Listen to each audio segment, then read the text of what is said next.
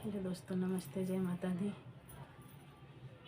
अपने चैनल नेहा प्रताप गुड़िया ब्लॉग में आप सबका स्वागत करती हूँ। एक छोटा सा देवी गीत प्रस्तुत करने जा रही हूँ। आप सबको कैसा लगेगा कमेंट बॉक्स में ज़रूर बताइएगा। अच्छा लगे तो लाइक करिएगा, शेयर करिएगा, सब्सक्राइब करिएगा।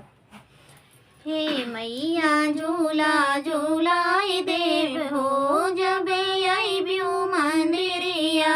हे मैया झूला झूलाई देव हो जब आईब्यू मंदिरिया। घर ही में पूरी घर ही में छोला, घर ही में पूरी घर ही में छोला। मैया का हलवा बनाई देव हो जब आईब्यू आंगनया। मैया का हलवा बनाई देव हो जब आईब्यू मंदिरिया। हे मैया झूला झूलाई देव हो जब आईब्यू मंदिरिया। हे मैया झूला झूलाई देव हो जब आईब्यू मंदिरिया।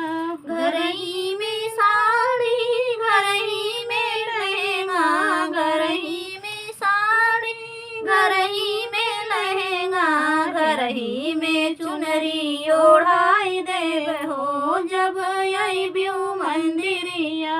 घर ही में चुनरी ओढ़ाई देव हो जब आईब्यू मंदिरिया।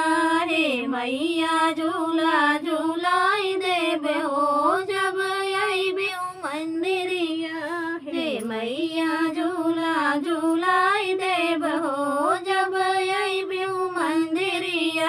घर ही में चूड़िया, घर ही में कंगना, घर ही में चूड़िया, घर ही में कंगना। मैया के मेहंदी लगाई देव हो जब आईब्यू मंदिरिया। मैया के मेहंदी लगाई देव हो जब आईब्यू मंदिरिया। हे मैया झूला झूलाई देव हो जब आईब्यू मंदिरिया।